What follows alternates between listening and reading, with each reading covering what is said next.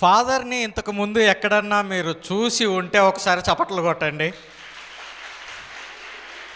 Okay, ఇప్పుడు చూడని వాళ్ళు కొట్టండి.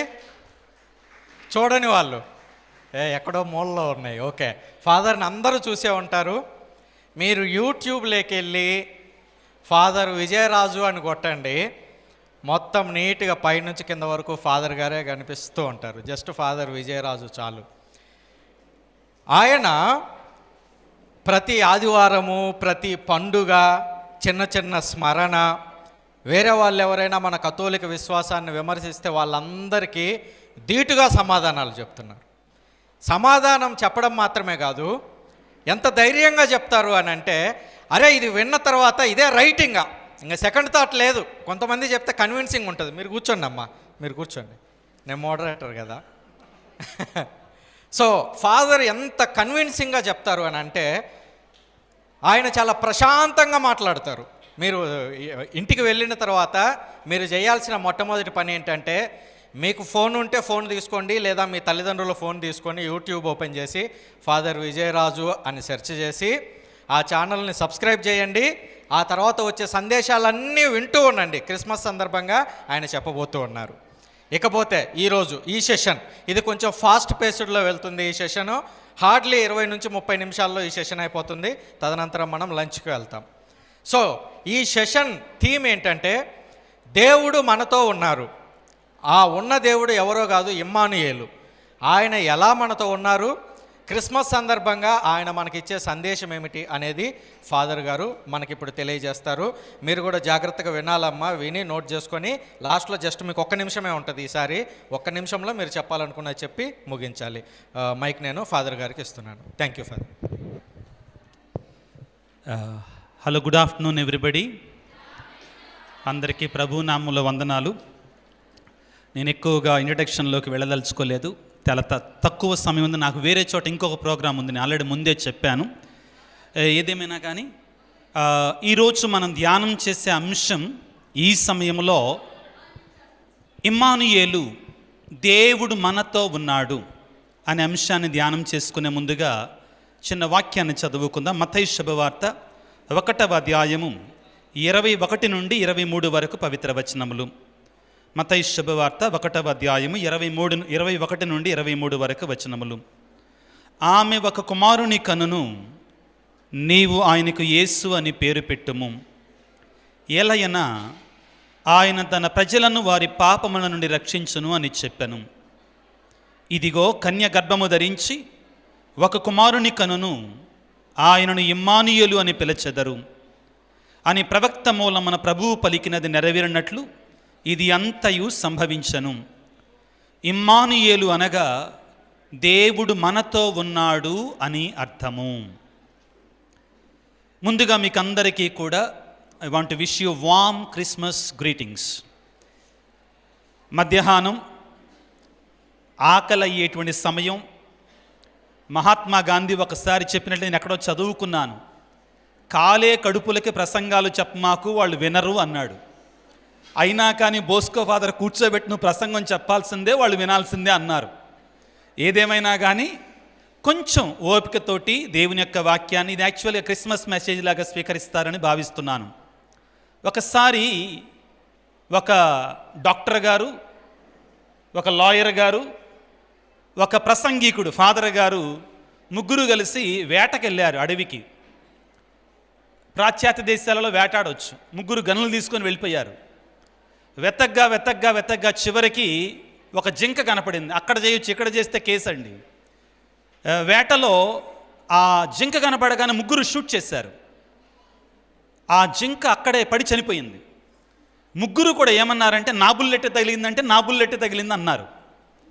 వాళ్ళు ఎవరు పట్టు విడవట్లేదు. చివరికి వాళ్ళల్లో తెలివైనట్టు లాయర్ గారు వెళ్ళి, నేను సరిగా దాన్ని చూసి వచ్చి ఎవరి బుల్లెట్కి అది చనిపోయిందని నేను తేలుస్తానని చెప్పాడు. వెళ్ళి దాన్ని జాగ్రత్తగా పరిశీలించి తిరిగి వచ్చి అన్నాడు, ఈ బుల్లెట్ ఖచ్చితంగా బోస్కో ఫాదర్ గారు బుల్లెట్టే అని చెప్పారు. ఎవరి బుల్లెట్ అండి అంటే ప్రసంగికులు అన్నమాట. ప్రసంగికుడి యొక్క బుల్లెట్టే అని చెప్పారు. డాక్టర్ అన్నాడు లాయర్ తోటి, అంత ఖచ్చితంగా ఎలా చెప్పగలవంటే, నాకు తెలుసు అది, ఎందుకంటే ఆ బుల్లెట్ ఒక చెవులో నుంచి వెళ్ళి ఇంకొక చెవిలో నుంచి బయటకు వచ్చింది అన్నాడు. అదేంటి దానికను ఫాదర్ గారి బుల్లెట్కి సంబంధం ఏంటంటే, ఎందుకంటే ఫాదర్లో బోధించినప్పుడు ఎక్కువ మంది భక్తులు చేసేది ఇదే, ఒక చెవిలో విని ఇంకో చెవిలో విడిచిపెడతారు. కాబట్టి ఆ ప్యాటర్న్ ఈ ప్యాటర్న్కి సరిపోయింది కాబట్టి ఆ బుల్లెట్ ఖచ్చితంగా ఫాదర్ గారి బుల్లెట్టే అని చెప్పారట. ఏది ఏమైనా కానీ ఈ మధ్యాహ్న కాల సమయంలో దేవుడు ఇమ్మానుయేలుగా మన మధ్యలోనికి వచ్చాడు అనే ఈ అంశాన్ని గురించి మాట్లాడేటప్పుడు మీకు నేను ఒక అష్యూరెన్స్ ఇస్తున్నాను. థియరీస్ మీతోటి చెప్పను, మీకు థియరటికల్గా మీతో ఏమి చెప్పను. నేను ఖచ్చితంగా 3 వ్యక్తుల యొక్క జీవితాలను మీ ముందు ఉంచుతాను. మీకందరికీ కూడా గ్రేట్ పర్సనాలిటీస్ అంటే చాలా ఇష్టం కాబట్టి 3 వ్యక్తుల యొక్క జీవితాలను మీ ముందు ఉంచుతాను. ముఖ్యంగా యువతి యువకులలో ఈ ఆధునిక ప్రపంచంలో నాకెవరూ తోడు లేరు, నన్నెవరు పట్టించుకోవటల్లా, నా భావాలు ఎవరు అంగీకరించటల్లా, రెస్పెక్ట్ చేయటల్లా, అదేవిధంగా నేను ఒంటరి వాణ్ణి, నాకెవరు తోడు లేరు అనేటువంటి ఈ భావాలు, ఈ ఆలోచనలు ఎక్కువ అవుతున్నాయి. గణాంకాల ప్రకారం చూస్తే ముఖ్యంగా ప్రియ సహోదరీలారా ఏమని చెప్తున్నారంటే, ఈ పోస్ట్ కోవిడ్ పాండమిక్ తరువాత ఈ 2019వ సంవత్సరంలో వచ్చినట్టు కరోనా తర్వాత ముఖ్యంగా యువతీ యువకులలో ఈ భావాలు బాగా పెరిగిపోయినాయట. ఏంటి, నేను ఒంటరి వాడిని, నేను ఒంటరి దాన్ని, నాకెవరు తోడు లేరు, నేను ఒంటరిగా, నన్నెవరు పట్టించుకోవటం లేదు, నా స్నేహితులు లేరు అనేటువంటి భావాలు బాగా పెరిగిపోయాయట. దీనికి వివరణగా ప్రియులారా మీ ముందు నేను ఒక గొప్ప వ్యక్తిని ఉంచబోతున్నాను. అతని పేరేంటంటే మెల్ గిబ్సన్. ఈ పేరు ఎవరన్నా విన్నారా? మెల్ గిబ్సన్. ఎవరు వినలేదు కాబట్టి అమ్మయ్యా నేను ప్రశాంతంగా చెప్పుకోవచ్చు నేను చెప్పాలనుకున్న దానిని. ఎందుకంటే ఎవరైతే తెలియకపోతే మనం ఏం చెప్పినా రైట్ అయింది కదా, అలా అని కాదు, కానీ ఇది జరిగినట్టు వాస్తవం. మెల్ గిబ్సన్ అనేటి వ్యక్తి ఒక హాలీవుడ్ యాక్టర్, డైరెక్టర్, ప్రొడ్యూసర్. ఆయన 1995వ సంవత్సరంలో బ్రేవ్ హార్ట్స్ అనే సినిమా తీశాడు. ఆ సినిమా బాక్స్ ఆఫీస్ హిట్ అయ్యింది. కొన్ని వేల కోట్ల రూపాయలు అతనికి వచ్చాయి. డబ్బుతో పాటు అతనికి హోదా, అదేవిధంగా అతనికి అవకాశాలు కూడా బాగా పెరిగాయి. మెల్ గిబ్సన్కి పెరిగిన తర్వాత దానితో పాటు అతనికి వ్యసనాలు కూడా అలవాటయ్యాయి. తాగుడు, డ్రగ్స్, పరస్త్రీ సాంగత్యము, ఈ విధంగా వ్యసనాలకి బానిసైపోయాడు. నిదానంగా తాను పొందుకున్నట్టు అవకాశాలను కోల్పోవటం ప్రారంభించాడు. ఈ వ్యసనాల కారణంగా కుటుంబంలో శాంతి లేదు, సమాధానం లేదు, భార్య పుట్టింటికి వెళ్ళిపోయింది. చివరికి అతనిలో శాంతి లేదు, సమాధానం లేదు, ఒంటరి జీవితాన్ని జీవిస్తున్నాడు. ఈ విధంగా దారుణమైన భయంకరమైన స్థితికి చేరుకున్న తర్వాత ఆయన ఒకరోజు ఒక హోటల్లో ఒక గదిని అద్దెకు తీసుకొని ఆ గదిలో ఆ రోజున తన గన్తో కాల్చుకొని చనిపోవాలని ఆత్మహత్య చేసుకొని నిర్ణయించుకున్నాడు. తన గన్ పక్కన పెట్టుకున్నాడు. ఇంకో 2 గంటల్లో నన్ను నేను చంపుకుంటాను, 2 గంటల్లో నన్ను నేను చనిపోతానని చెప్పుకున్నాడు. గన్ పక్కనే పెట్టుకున్నాడు. పాశ్చాత్య దేశాలలో ఫాదర్ బోస్కోకు తెలుసు, పాశ్చాత్య దేశాలకు వెళ్ళినటువంటి వాళ్ళకి తెలుసు, హోటల్ రూముల్లో నూతన నిబంధన బైబిల్ కాపీ ఉంటుందండి కంపల్సరీగా. అది ఏ హోటల్ అయినా కానీ నూతన నిబంధన బైబిల్ కాపీ ఉంటుందండి పాశ్చాత్య దేశాలలో. ఎందుకంటే అవి ఎక్కువగా క్రిస్టియన్ కంట్రీస్ కాబట్టి. ఇతను ఇంకా 2 గంటల సమయం ఉంది కదా, తాగాడు, తిన్నాడు, అన్నీ చేశాడు, ఏం చేయాలో అర్థం కాక బైబిల్ తీసి ఏదో యథాలాపనగా బైబిల్ను ప్రారంభించాడు చదవటం. ఇంతకుముందు ఎన్నడూ చదవనట్లుగా, ఇక ముందు ఎన్నడూ కూడా చదవనట్లుగా, ఏదో సినిమాలో చెప్పారు కదా, never before and ever after అన్నట్లుగా ప్రియులారా బైబిల్ని చదవటం ప్రారంభించాడు. మొట్టమొదటిసారిగా తన జీవితంలో అంత అర్థవంతంగా, అంత లోతుగా, అంత బలంగా ఏనాడు కూడా చదివాడు, బైబిల్ని చదివాడు, ఇంకా లోతుగా చదువుతూనే ఉన్నాడు. 2 గంటలు అయిపోయింది, 3 గంటలు అయిపోయింది, 4 గంటలు అయిపోయింది, 5 గంటలు అయిపోయింది. బైబిల్ని యేసు ప్రభు పుట్టుక నుంచి మరణం పునరుత్థానం వరకు చదువుతూనే ఉన్నాడు. ఒక్కసారిగా తేరుకున్నాడు. అరే అదేంటి, నేను చనిపోవాలనుకున్నా కదా, నన్ను నేను కాల్చుకొని చనిపోవాలనుకున్నా కదా, నేను ఇంకా చనిపోలేదేంటి అనుకొని వెంటనే తేరుకొని అన్నాడంట, నేను ఎందుకు చనిపోవాలి అసలు? నా కోసం ఇమ్మానుయేలు దేవుడు పుట్టాడు కదా, నా కోసం మెస్సయ్య పుట్టాడు కదా, నా కోసం ఒక వ్యక్తి మరణించాడు కదా, నా కోసం ఒక వ్యక్తి ప్రాణత్యాగం చేశాడు కదా, నన్నుగా అంగీకరించే దేవుడు, నా బలహీనతలతో నన్నుగా అంగీకరించే దేవుడు, నన్ను బాగు చేసే దేవుడు, నాకు తోడుండే దేవుడు నా కోసం జన్మించాడు కదా, నేనెందుకు చనిపోవాలి? నేను చనిపోను, నేను జీవిస్తాను. ఈ జీవితాన్ని జీవించను, మారిన జీవితాన్ని జీవిస్తాను. ఆయన నా కొరకై పుట్టినటువంటి ఆ పుట్టుకకి విలువ తెచ్చే విధముగా జీవిస్తాను.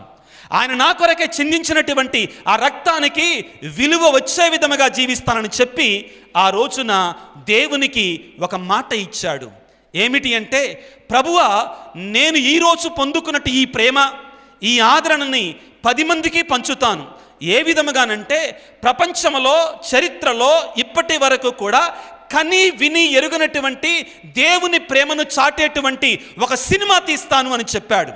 ఆ సినిమానే 2004వ సంవత్సరంలో the passion of the Christ అనేటువంటి సినిమాగా మన మధ్యకు వచ్చింది. ప్రియులారా, కొన్ని వేల సినిమాలు యేసు ప్రభు యొక్క జీవితం మీద వచ్చాయి, కానీ ద ప్యాషన్ ఆఫ్ క్రైస్ట్ అనే సినిమా అన్ని రికార్డ్స్ కూడా బద్దలగొట్టింది. ఈ సినిమా వెనక ఉన్నటువంటి కారణం ఏమిటి అంటే, నేను చనిపోవాలి అనుకున్నటువంటి మెల్ గిబ్సన్ని ఆ ఇమ్మానుయేలు దేవుడు, బిడ్డ, నువ్వు చనిపోవటం కాదు చేయాల్సింది, నువ్వు ఓడిపోయినటువంటి భావంతో ఉండటం కాదు, నేను నీకు తోడుగా ఉన్నాను, నేను ఇమ్మానుయేలు దేవుడని అని చెప్పి అతన్ని బతికించాడు. ప్రియమైనటి సహోదరి సహోదరులారా, ముఖ్యంగా తల్లితాకు మీ బిడ్డలారా, మీకందరికీ ఈ క్రిస్మస్ సందర్భంగా ఆ ఇమ్మానుయేలు దేవుడిచ్చే సందేశం ఏమిటి అంటే, నేను మీకు తోడుగా ఉన్నా, ముందుకు వెళ్ళండి, ముందు కదలండి అని చెప్తున్నారు.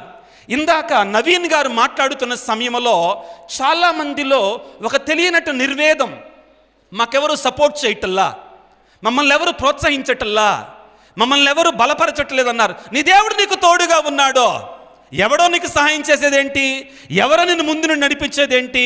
ఇదిగో మనకు అందిన సహాయానికి మనం దేవుని కృతజ్ఞతలు చెప్పాలి. నీ యేసయ్య నీకు తోడుగా ఉంటానంటున్నాడు. Take him as your super star, take him as your friend, take him as your brother. అతన్ని మీ సహోదరుడిగా స్వీకరించండి. ఆయన అంటున్నాడు, ఎవరు తోడున్నా లేకపోయినా కానీ నేను మీకు తోడుగా ఉంటానంటున్నాడు. ఈ క్రిస్మస్ కాలములో ప్రియ సహోదరి సహోదరులారా, రెండవ వ్యక్తిని నేను మీ ముందుంచాలనుకుని అనుకున్నటువంటి వ్యక్తి ఎవరంటే, నేను చెప్తాను, మీరే చెప్పాలి ఆ వ్యక్తి ఎవరో. నేను మీకు కొన్ని విషయాలు చెప్తాను, ఆ వ్యక్తి ఎవరో మీరే చెప్పాలి. ప్రియులకు స్నేహితులారా, ఎవరంటే, ఒకరోజున ఆయన కారులో వెళుతున్నాడు. బాగా వర్షం కుండపోతగా కురుస్తూ ఉంది. వర్షం కుండపోతగా కురుస్తున్న సమయంలో ప్రక్కనే బండి మీద ఒక తండ్రి బండి తోలుతూ ఉన్నాడు. రెడ్ లైట్ సిగ్నల్ పడింది, ఆగి ఉన్నాడు. ఆ బండి మీద 3 పిల్లలు, తన భార్య, పెద్ద లగేజ్. ఆ వర్షంలో పూర్తిగా తడిచిపోయాడు. వెంటనే ఈ వ్యక్తి అనుకున్నాడు, ఎట్లాంటి వాళ్ళ కోసం వర్షంలో తడవకుండా నేను బండి కొనే ఖర్చుకే కారు కొని పెట్టాలి అనుకున్నాడు. దానితో నానో కారుని కనిపెట్టాడు. ఎవరైనా? వెరీ గుడ్, చక్కగా గెస్ చేశారు. రతన్ టాటా. ఆయనకు ఉద్దేశం ఏంటంటే, ఇటువంటి పేదవాడు కూడా కారు కొనాలి అనేటువంటి కళని సాకారం చేయాలంటే ఉదాత్తమైనటువంటి గుణముతో, ఆయన మంచి స్వభావంతో ప్రియులారా మన కొరకై ఆ కారును అందించాడు. నేను ఆ సంఘటన చెప్పదలుచుకోలేదు, మరొక సంఘటన చెప్తాను రతన్ టాటా నుంచి. ప్రియులారా, ఒక రోజునంట తనకు తెలిసినట్టు వ్యక్తులలో, నేను చెప్పాను వ్యక్తుల జీవితాలు మాత్రమే చెప్తాను, తీరస్తోటి మిమ్మల్ని బోరు కొట్టించనని చెప్పాను, ఆ మాట నేను నిలబడతాను. ఒకరోజట తన దగ్గరికి తనకు తెలిసినటువంటి ఒక వ్యక్తి వచ్చి, అయ్యా, మా ఫిజికల్లీ ఛాలెంజ్డ్ చిల్డ్రన్కి మీరు ఒక 200 వీల్ చైర్స్ ఇస్తారా అని అడిగాడట. ఇస్తాను, మా సర్వెంట్స్ని పంపిస్తాను, వాళ్ళు ఇచ్చేస్తారని చెప్పారు. లేదండి, మాకు అలా కాదు, మీరే రావాలి, మా పిల్లలకి మీ చేతుల్లో మాదిగానే ఇవ్వాలన్నారట. రతన్ టాటా కాదనలేక అక్కడికి వెళ్ళారు. బాగా బిజీగా ఉండే మనిషి, మనందరూ తెలుసు. ఆయన యొక్క ధనం అంతా కూడా, ఆయన చనిపోయేటప్పుడు ఆయనకు ధనం మొత్తం కూడా 31 లక్షల కోట్ల రూపాయలు. ప్రియులారా, ఆయనకున్నటువంటి కంపెనీస్ 132 కంపెనీలు, వాటిలో పెద్ద కంపెనీలు ప్రియులారా 38 కంపెనీలు. ఇంత ధనవంతుడు ఆ పేద పిల్లల మీద ప్రేమతోటి ఆ వీల్ చైర్స్ ఇవ్వడానికి వెళ్ళాడు. పిల్లలందరికీ వీల్ చైర్స్ ఇచ్చాడు. వాళ్ళందరూ కూడా ఆ వీల్ చైర్స్ మీద కూర్చొని అటు ఇటు తిరుగుతున్నాడు. చాలా సంతోషంగా ఉన్నారు. ఈయన పరమానందంతో నింపబడ్డాడు. నింపబడ్డ తర్వాత ఆయన ప్రోగ్రాం అయిపోయి స్టేజ్ దిగుతున్నాడు. దాని మీద ఇంకా కొంతమంది పిల్లలు ఉన్నారు. వాళ్ళల్లో ఒక పిల్లవాడు రతన్ టాటా గారి కాలు పట్టుకున్నారు గట్టిగా. కాళ్ళు ఇదిరించుకోవడానికి ప్రయత్నం చేశారు రతన్ టాటా గారు. కానీ ప్రియులారా, ఆ పిల్లవాడు విడిచిపెట్టకపోతే వెనక్కి తిరిగి చూసి అన్నాడంట రతన్ టాటా గారు, ఇంకా ఏమైనా కావాలా, నీకు ఇంకేమైనా సహాయం కావాలంటే ఆ పిల్లవాడు అన్నాడట, లేదు సార్, మీ ముఖాన్ని మరొకసారి చూడాలని ఆశ కలిగింది. ఎందుకంటే నేను చనిపోయిన తర్వాత పరలోకానికి వెళ్ళినప్పుడు అక్కడ కూడా మిమ్మల్ని గుర్తుపెట్టుకొని అక్కడ కూడా మీరు మాకు ఇచ్చిన ఆనందానికి థ్యాంక్ యూ చెప్పాలని, నీ ముఖాన్ని గుర్తుపెట్టుకోవాలని, మీ ముఖాన్ని చూడాలి అని ఆ పిల్లవాడు చెప్పాడట. ఇదిగో రతన్ టాటా ఒక ఇంటర్వ్యూలో తానే స్వయంగా అన్నది ఏంటంటే, నా జీవితంలో నాకు మరపురాని మరువలేనటువంటి పరమానందాన్ని ఇచ్చినటువంటి సంఘటన ఇది అని చెప్పారు. ప్రియులారా, లూకా సువార్త 1వ అధ్యాయం 2వ అధ్యాయం 10వ వచనములో దేవుని యొక్క దూత గొల్లల దగ్గరికి వచ్చి ఒక మాట చెప్తాడు, మీకు పరమానందమును కలిగించు శుభ సమాచారమును మీకు వినిపించేదను. మీకు ఏ ఆనందం అండి? గట్టి చెప్పాలి. ఏ ఆనందం? పరమానందమును కలిగించే శుభ సమాచారమును మీకు ఇస్తాను అని పలికాడు. ప్రియులారా, దేవుడు తన పిల్లలమైన మనము భేద కళ్ళతోటి ఏడుపు ముఖంతో ఉండాలని కోరుకోడు. మన దేవుడు మనల్ని ప్రేమించేటువంటి దేవుడు, మనల్ని దీవించేటువంటి దేవుడు. ప్రియులకు దేవుని బిడ్డలారా, మనం ఆనందంగా ఉండాలని కోరుకుంటాడు, సంతోషంగా ఉండాలని అందరూ ఒకసారి సంతోషంగా చప్పట్లు కొడదామా? ఇంకా గట్టిగా, ఇంకా ఆనందంగా. ఆ ఇమ్మానుయేలు దేవుడిచ్చేటువంటి ఆనందాన్ని మనం ఒకరితో ఒకరు పంచుకోవాలి. నిజమే ప్రియులారా, ఇమ్మానుయేలు దేవుడు మనతో ఉండాలని కోరుకుంటున్నాడు, మనతో ఉండి మనల్ని లేవనెత్తాలని కోరుకున్నాడు. అదేవిధంగా తన పిల్లలమైన మనం సంతోషంగా ఉండాలని కోరుకుంటాడు, ఆనందంగా ఉండాలని కోరుకుంటాడు. కానీ నిజమైన ఆనందాన్ని మనం ఎప్పుడు పొందుకుంటాము అంటే, మనము కూడా ఒక ఇమ్మానుయేలుగా మారాలి ఇతరులకి. We should become Emmanuel for others. మనం కూడా ఇమ్మానుయేలుగా మారాలి. మీకు అందరికీ క్రిస్మస్ తాత అంటే ఇష్టమేనా? ఇష్టమా కాదా? కొద్దిగా గట్టిగా చెప్పండి. ఇలా నీరసంగా ఉంటే నాకు ఇష్టం ఉండదు. ఇది క్రిస్మస్ తాత అంటే ఇష్టమా కష్టమా? మీకు అందరికి ఒక ప్రశ్న, సింపుల్గా చేతులు ఎత్తండి. నిజంగా క్రిస్మస్ తాత అనే వ్యక్తి చరిత్రలో ఉన్నాడా? ఉన్నాడు. నిజంగా ఉన్నాడనే వాళ్ళు చేతులు పైకెత్తండి. అంత భయం ఎందుకు?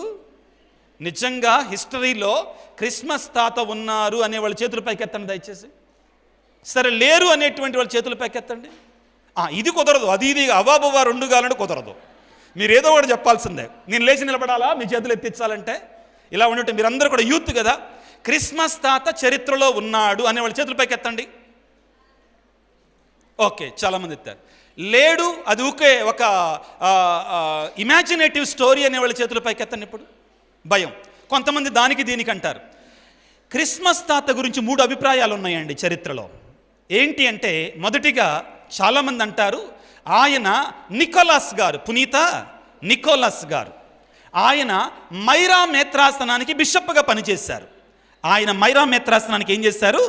బిషప్గా పనిచేశారు. కానీ కొంతమంది ఏమంటారంటే, లేదు అది ఒక ఇమాజినేటివ్ స్టోరీ మాత్రమే, హైపోథెటికల్ స్టోరీ మాత్రమే, అది ఒక సృష్టి మాత్రమే అని చెప్తారండి. కానీ మూడవది ఏంటంటే, నీవు క్రిస్మస్ తాత ఉన్నాడని చెప్పినా లేడని చెప్పినా ఒకటి మాత్రం చేయగలవు. నువ్వు ఏంటంటే, నువ్వే ఒక క్రిస్మస్ తాతగా మారొచ్చు ఈ క్రిస్మస్ కాలంలో. నువ్వే ఒక క్రిస్మస్ తాతగా మారొచ్చు ఈ క్రిస్మస్ కాలంలో.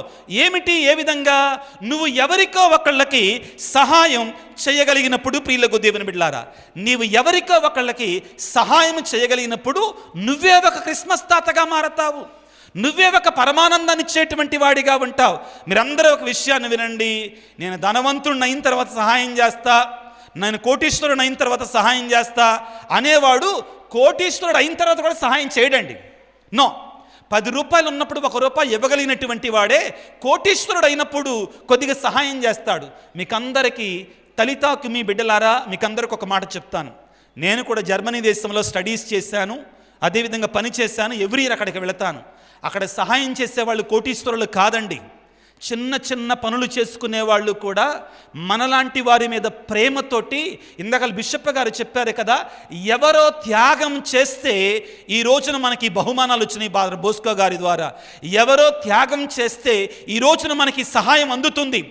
నీవు నేను కూడా ఇతరులకు సహాయము చేయగలిగినప్పుడు ప్రియులారా మనము కూడా ఒక క్రిస్మస్ తాతగా మనం మారిపోతాం. ప్రియులకు దేవుని బిడ్డలారా, చివరిగా మదర్ తెరేసాను మీ ముందుంచుతాను. మీకు ఆల్రెడీ మాట ఇచ్చాను, నేను వ్యక్తుల యొక్క ఉదాహరణలు మాత్రమే ఇస్తాను, తీరేసి చెప్పనని చెప్పాను. మదర్ తెరేసా దగ్గరికి ఒక పేద వ్యక్తి వచ్చాడు. వచ్చిన తర్వాత, అమ్మా ఇదిగో ఆ ఇంటిలో మరి తినటానికి ఏమీ లేదు అని చెప్పి ఇందాక బిషప్ గారు చెప్పిన దానికి చాలా దగ్గరగా ఉంటుందండి ఈ పోలిక. ఇదిగో ఆ ఇంటిలో ఎవరు తినటానికి ఏమీ లేదు, ఆ ఇంట్లో 3 పిల్లలు ఉన్నారు అనగానే మదర్ తెరేసా త్వరగా తీసుకొని వెళ్ళి 4 కేజీల బియ్యాన్ని 1 కేజీ కందిపప్పునిచ్చింది. ఆ తల్లట, ఆ ఇంట్లో ఉన్న తల్లి 2 రోజుల నుంచి వాళ్ళ పిల్లలు అన్నం తినలా. ఆ తల్లట వెంటనే, అమ్మ మదర్ తెరేసా ఒక్క నిమిషం నాకు సమయం ఇవ్వమ్మా, వెంటనే వెళ్ళొస్తానమ్మా అని చెప్పింది. ఎక్కడికి అంటే, వెళ్ళొస్తానమ్మా నువ్వు ఇక్కడే ఉండు అని చెప్పి పక్క ఇంటికి వెళ్ళిందంట. వెళ్ళొచ్చిన తర్వాత మదర్ తెరేసా ఎక్కడికి వెళ్ళావంటే ఆ ఒక్కటే మాట అన్నదట, అమ్మా వాళ్ళ పిల్లలు కూడా ఆకలితో ఉన్నారమ్మా, కాబట్టి మీరు ఇచ్చిన దాంట్లో సగం వాళ్ళకి ఇచ్చొచ్చానమ్మా అని చెప్పిందంట.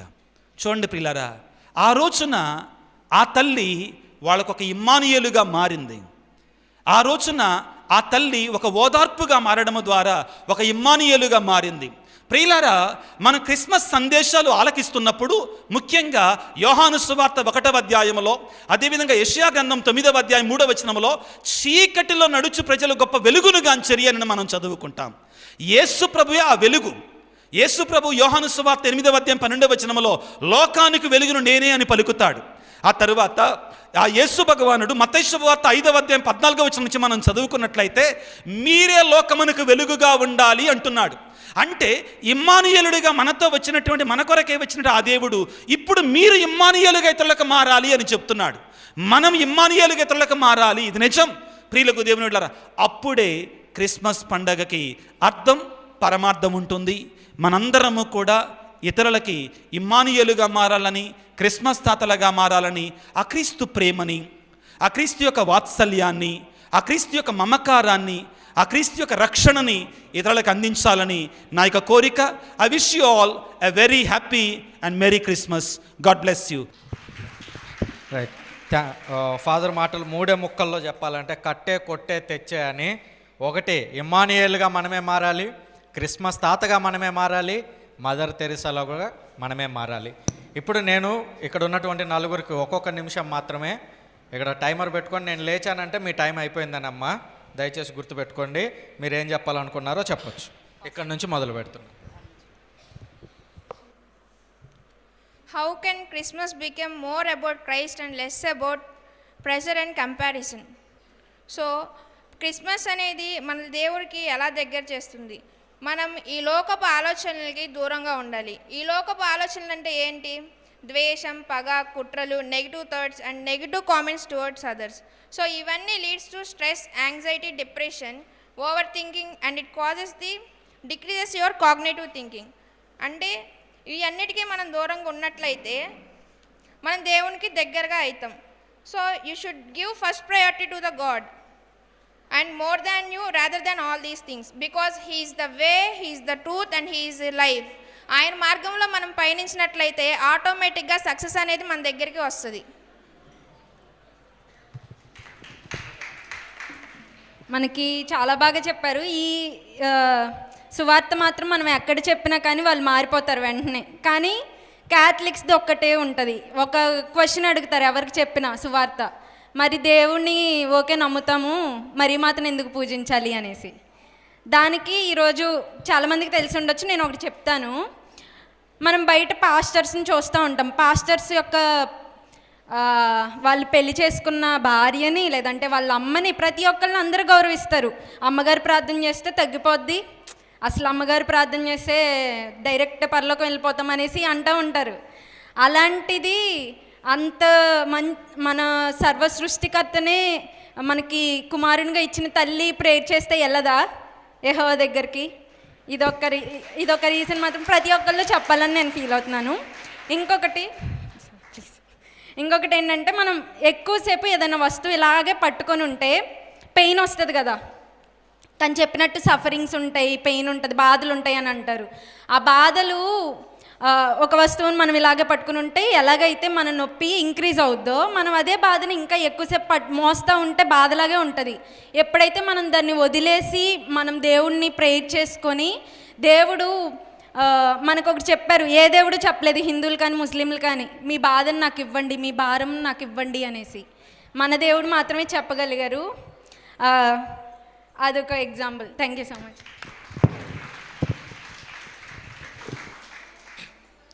చూడక విశ్వసించి వారు ధన్యులు.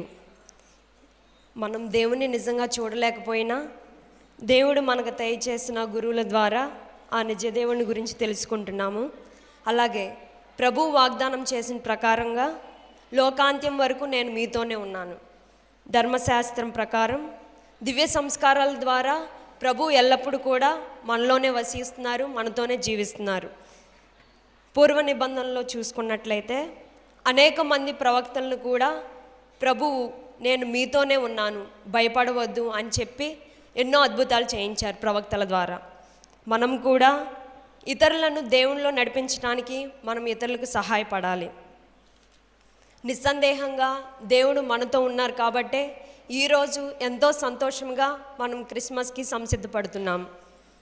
అదేవిధంగా జ్ఞానుల వలె నీతిని వెదికేవారిగా, గొల్లల వలె దేవుని యందు జీవించేవారిగా, సంతోషపడేవారిగా, తిరుకుటుంబం వలె దేవుని విధేయించేవారిగా జీవించడానికి సహాయపడమని ఆ దేవుని వేడుకుందాం. Thank you.